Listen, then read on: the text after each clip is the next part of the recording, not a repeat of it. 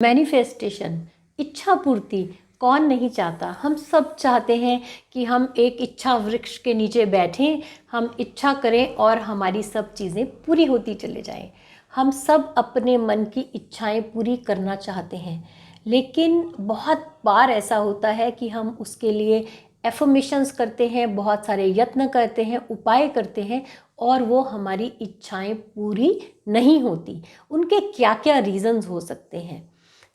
चलिए जानते हैं। आप पूरा वीडियो देखें और जानते हैं उसके क्या क्या रीज़न्स हो सकते हैं कि जब हमारी इच्छाएं पूरी नहीं हो सकती।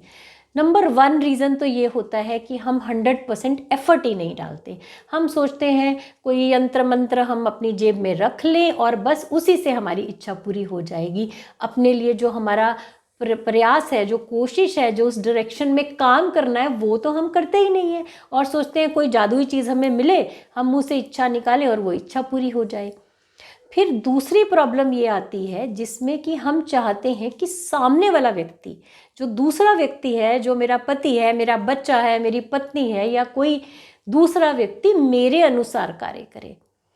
अब देखने वाली बात यह है कि आपने तो वो इच्छा कर ली, अब अगले व्यक्ति को की इच्छा में भी तो आप होने चाहिए। अगर वो आपकी उसमें नहीं है, उसकी विश लिस्ट में आप नहीं हो, वो आपको फॉर एग्जांपल पार्टनरशिप की बात लेते हैं, शादी की बात लेते हैं, रोमांस की बात लेते हैं। मानो आप किसी व्यक्ति को चाहते हो और आपने इच्छा की कि ये मेरे जीवन में आ जाए और मेरी इससे शादी हो जाए। अब सामने वाले व्यक्ति को आप प्रिय नहीं हो, आपको वो पसंद नहीं करता, आपने तो अपनी इच्छा पूर्ति के लिए अपनी एफर्मेशंस, अपने उपाय करने शुरू कर दिए। अब आप क्या कर रहे हैं? अब आप उसके विल के अगेंस्ट उसके ऊपर प्रेशर डाल रहे हैं ताकि वो आपके जीवन में आ जाए और वो आपसे शादी कर ले या प्रेम के बंधन में पड़ जाए, जिस भी चीज़ की आपने इच्छा पूर्ति की है।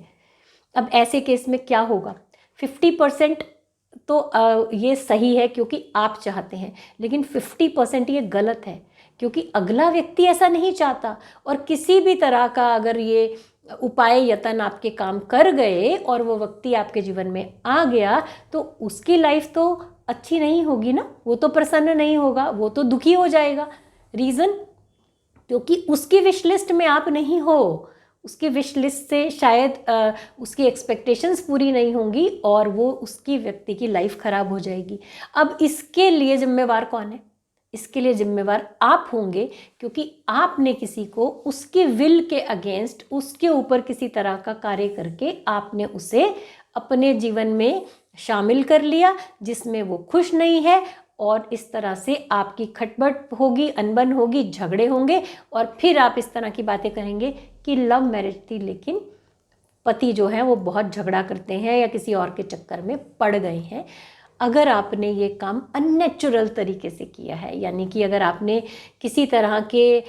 यतन और यंत्र मंत्र या वशीकरण या किसी भी और तरह की मैनिफेस्टेशन करके ये काम किए हैं तो वो काम आपके ऊपर उल्टा भारी पड़ेंगे क्योंकि मिल तो आपको गया लेकिन उसके जो कॉन्सिक्वेंसेस हैं, जो उसके रिजल्ट्स हैं, उसके बारे में आपने नहीं सोचा। क्योंकि अगला व्यक्ति आपको पसंद नहीं करता तो झगड़े तो होने ही वाले हैं। तो ये बात, जब हम किसी चीज़ की विश करते हैं सबसे पहले हमें जान लेना है उसकी मैनिफेस्टेशन की जो तैयारी हम करते हैं, एफर्मेशंस लिखते हैं या कोई और उपाय करते हैं, पहले ये जान लेना है क्या हम उसके कॉन्सिक्वेंसेस के लिए तैयार हैं। केवल इच्छा पूर्ति में जो थोड़ी सी किक मिलती है ना, जो हमें मज़ा आता है कि मैंने विश किया, मैंने ये चाहा, मैंने ये पा लिया, पर आगे उसके कॉन्सिक्वेंसेस भी हैं। जैसे कि आपने इच्छा की, आपने किसी चीज़ को पा लिया, यानी कि आपको हाथी चाहिए, आपने इच्छा की और आपने हाथी पा लिया। अब हाथी आपके घर में आ गया लेकिन उसको पालने का खर्चा और जो दरवाजे तोड़कर आपको अपने दरवाजे बड़े बड़े करने पड़ेंगे, उसके लिए जो सब तोड़ फोड़ होगी, क्या आप उस खर्चे के लिए तैयार हैं? ये मैं आपको फिजिकली हाथी लाने की बात नहीं कर रही हूँ, लेकिन आई होप आप मेरे इस एग्जाम्पल से बात समझ रहे होंगे। क्योंकि जब हमारी इच्छा पूर्ति होती है उसके आगे कॉन्सिक्वेंसेस भी होते हैं। अब अगर उनके साथ आने वाले कॉन्सिक्वेंसेस के लिए आप तैयार हैं फिर तो कोई परेशानी नहीं है, लेकिन अगर आप तैयार नहीं हैं तो आप फिर सफ़र करेंगे, फिर आप परेशान करेंगे और आप सोचेंगे कि अरे मैंने इतना विश किया था और मैंने ये इच्छा पूर्ति नहीं हुई, ये तो मुसीबत मोल ले ली।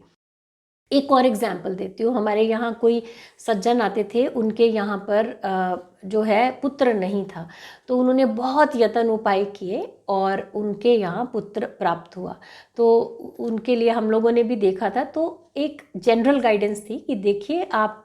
जो भी कर रहे हैं, हो सकता है कि ये पुत्र आपको प्राप्त हो जाए, जो भी बच्चा है आपको हो जाए। पुत्र पुत्री का तो नहीं पता था कि आपको औलाद हो जाएगी, लेकिन क्योंकि इसका सुख नहीं है आपके जीवन में, तो आपको परेशानी झेलनी पड़ सकती है। ऐसे बहुत सारे केसेस देखने में आते हैं कि अगर आपको उस चीज़ का सुख नहीं है, आपको वो मिल तो जाती है, लेकिन बाद में या तो वो हमें चीज़ परेशान करती है, यानी कि अगर वो पुत्र हो गया, या तो उसे बीमारी लगी रहेगी, किसी और तरह से परेशान होगा, विदेश चला जाएगा, या गलत संगति में पड़ के आपको और ज़्यादा परेशान करेगा, और फिर उस दिन आप बोलेंगे इससे अच्छा तो ये औलाद ना ही होती। अगेन, कई बार मेरे वीडियोस में एग्जाम्पल्स बहुत स्ट्रॉन्ग होते हैं, लेकिन मेरा जो पर्पस है आपको इन वीडियोस के ज़रिए केवल मीठी मीठी बातें करके वीडियोस में उलझाना नहीं है, बल्कि मेरे लाइफ एक्सपीरियंसेस से और मेरे क्लाइंट्स जो मेरे पास आते हैं, अपने जो प्रॉब्लम्स लेके आते हैं और उनके साथ जो रिजल्ट्स होते हैं, या वो अपने किस्से बताते हैं आकर, उनके बेस पर आपको ये ज्ञान देना कि वो गलतियां जो लोग पहले कर चुके हैं, या वो सलाह जो उन्होंने पहले नहीं मानी, आप उसके लिए सचेत हो जाएं और इस तरह की मैनिफेस्टेशन टेक्निक्स ना यूज़ करें जिससे कि वो चीज़ के लिए आप प्रयास करें जो कि आपके लिए सही नहीं है, और अगर मिल जाएगी तो उसके कॉन्सिक्वेंसेस आपके लिए अच्छे नहीं होंगे, या आप उनको लेने के लिए तैयार नहीं हैं। आई होप व्यूअर्स आपको मेरी बात ये ठीक से समझ में आ रही होगी, क्योंकि मैनिफेस्टेशन के लिए बहुत लोग पूछते हैं कि मैम ये काम करना है तो मुझे एफर्मेशन दे दीजिए, मैं कितने बार ये एफर्मेशन करूं। बिल्कुल मैं रेमेडीज़ के और सॉल्यूशंस के अगेंस्ट नहीं हूँ। बिल्कुल हमें सॉल्यूशंस चाहिए, बिल्कुल हमें रेमेडीज़ चाहिए। अगर हमारी लाइफ में परेशानी है, डिसहार्मनी है, बीमारी है, पैसा नहीं आ रहा, जॉब नहीं मिल रही, घर में झगड़े, और हर ऐसी चीज़ के लिए हमें डेफिनेटली कुछ ना कुछ उपाय करने की, प्रयास करने की, एफर्मेशंस करने की, माइंडसेट चेंज करने की ज़रूरत होती है, डेफिनेटली होती है। इसमें कुछ गलत नहीं है, लेकिन गलती हम वहाँ कर बैठते हैं कि जब हम वो पाने की इच्छा रखते हैं जो हमारे किस्मत में है नहीं। आपको एक और एग्जाम्पल देती हूँ, रियल टाइम एग्जाम्पल है। एक लड़की मेरे पास आया करती थी और किसी लड़के को वो पसंद करती थी। जब भी उसको टैरो रीडिंग करानी होती थी, उस लड़के के बारे में वो अवश्य पूछती थी कि कुछ भी करके आप जो है ये ऐसा मुझे उपाय बता दीजिए कि ये लड़का मेरे जीवन में आ जाए। एनीवे, क्योंकि टैरो गाइडेंस से निकल रहा था कि ये लड़का इसके लिए ठीक नहीं है, ये शादी होती हुई दिख नहीं रही है, अगर ये इनका रिलेशनशिप आगे चला गया तो ये लड़की परेशानी में आ जाएगी। तो मैंने हमेशा उससे रिफ्रेन किया, मैंने उसको वो उपाय बताने से डिस्करेज किया और इस बोला कि टैरो क्योंकि इसके लिए अनुमति नहीं दे रहा, गाइड नहीं कर रहा है कि ये लड़का आपके लिए ठीक है, तो मैंने उस समय उसको बोला कि मैं सिर्फ आपको ये गाइडेंस दे रही हूँ, लेकिन मैं आपको कुछ ऐसा उपाय नहीं बता सकती कि किसी हालत में ये आपको लड़का मिल जाए। उसने कुछ और टेक्निक्स यूज़ की और फिर कुछ महीनों बाद वो वापस मेरे पास आई और उसने कहा कि वो लड़का मुझसे बात करने लग गया है, और वापस उसने उस लड़के के लिए टैरो रीडिंग कराई। अब जब हमने टैरो रीडिंग की तो हमने पाया कि वो लड़का फिर भी उसके लिए सही नहीं है। बात तो कर रहा है, लेकिन शायद 2-3 रिश्तों में एक साथ है और इस लड़की के साथ धोखा कर रहा है, जो ये मानने के लिए तैयार नहीं थी। एनीवे, मैंने उसको कुछ प्रैक्टिकल सॉल्यूशंस बताए और उसको पता करने के लिए कहा, जिससे उसको समझ में आए कि वो लड़का जो है किसी और के साथ है, और उसे ये पता चल गया कि वो लड़का किसी और के साथ है। फिर से वो मेरे पास आई और उसने मुझे बताई ये बात, क्योंकि जहाँ उसने पहले ये चीज़ पता की थी कि मैं एफर्मेशंस कर लूँ और इस चीज़ को पा लूँ, एटलीस्ट वो मुझसे बात करना शुरू कर दे, वो चीज़ तो उसकी हो गई थी, लेकिन अल्टीमेटली वो केवल उसके साथ कुछ महीने या कुछ दिन बात ही करना तो उसका मकसद नहीं था ना। मकसद था अल्टीमेटली वो रिलेशनशिप को कंटिन्यू करना और उसको मैरिज में कन्वर्ट करना। अब जब उसको इस बात का ज्ञान हुआ कि वो लड़का लॉयल नहीं है उसके लिए और अलग अलग लड़कियों के साथ भी घूम रहा है, तो वो मैनिफेस्टेशन जो उसने किया, जो उसने एफर्मेशन करके अपनी उस विश को पूरा कर लिया था, अब आप मुझे बताएं कि कहाँ तक ये उचित अनुचित की बात भी छोड़ें, अब कहाँ तक उस लड़की के लिए वो अच्छा था, कितना उसका इमोशनल लॉस हुआ, कितना उसका दिल टूटा। तो कई बार ऐसा होता है कि गाइडेंस पता कर लेना कि मेरे लिए आगे क्या लिखा है, मेरे लिए ये व्यक्ति सही है या नहीं है, ये पता कर लेना कई बार हमारे लिए बहुत आवश्यक होता है। सारा कुछ हम फ्यूचर के बारे में नहीं जान सकते, लेकिन